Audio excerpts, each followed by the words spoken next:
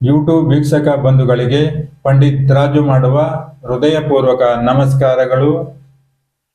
ನೇರ, ಸ್ಪಷ್ಟ, ಸರಳ ಮಾರ್ಗದರ್ಶನವಾಗಿರುವ ಓಂ ಅಸ್ಟ್ರಾಲಜರ್ ಜ್ಯೋತಿಷ್ಯ ಕಾರ್ಯಕ್ರಮ ವೀಕ್ಷಣೆ ಮಾಡುತ್ತಿರುವ ನಿಮ್ಮೆಲ್ಲರಿಗೂ ಶ್ರೀಕೃಷ್ಣನ ಕೃಪೆ ಮತ್ತು ಆಶೀರ್ವಾದ ಇರಲಿ ಅಂತ ಹೇಳ್ತಾ ಶ್ರೀಕೃಷ್ಣನ ಪಾದಕ್ಕೆ ನಮಸ್ಕರಿಸುತ್ತಾ, ಇಂದಿನ ಸಂಚಿಕೆಯಲ್ಲಿ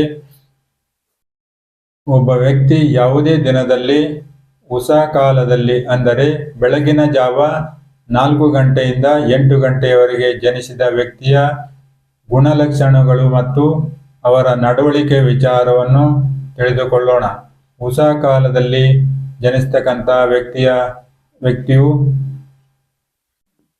ಆನಂದಮಯ ಜೀವನವನ್ನು ನಡೆಸ್ತಕ್ಕಂಥದ್ದು, ಅತಿ ಹೆಚ್ಚು ಸಂತೋಷವನ್ನು ಪಡ್ತಕ್ಕಂಥ ವ್ಯಕ್ತಿಯಾಗಿರ್ತಕ್ಕಂಥದ್ದು, ಉಲ್ಲಾಸಮಯ ಜೀವನವನ್ನು ನಡೆಸ್ತಕ್ಕಂಥ ವ್ಯಕ್ತಿಯಾಗಿರ್ತಕ್ಕಂಥದ್ದು.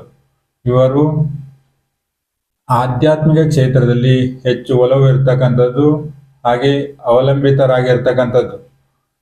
ಇವರು ಜನನ ಸಮಯದಲ್ಲಿ ಸೂರ್ಯನು 1, 2 ಅಥವಾ 12ನೇ ಮನೆಯಲ್ಲಿ ಇರುವ ಸಾಧ್ಯತೆ ಹೆಚ್ಚಾಗಿರ್ತಕ್ಕಂಥದ್ದು.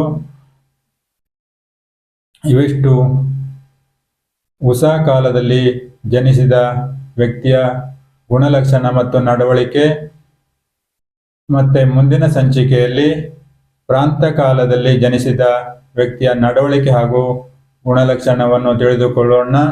ಈಗ ಆರೋಗ್ಯಕ್ಕಾಗಿ ಮುದ್ರೆ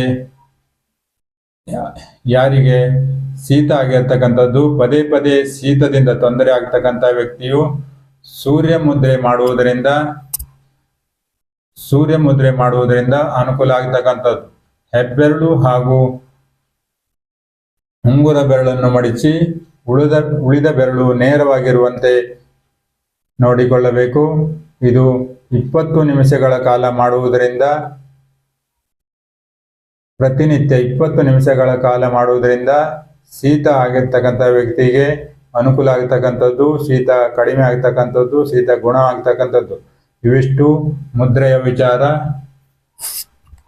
ಮತ್ತೆ ಮುಂದಿನ ಸಂಚಿಕೆಯಲ್ಲಿ ಭೇಟಿಯಾಗೋಣ. ಅಲ್ಲಿವರೆಗೂ ನಮಸ್ಕಾರ. ಸರ್ವೇ ಜನ ಸುಖಿನೋ ಭವಂತು.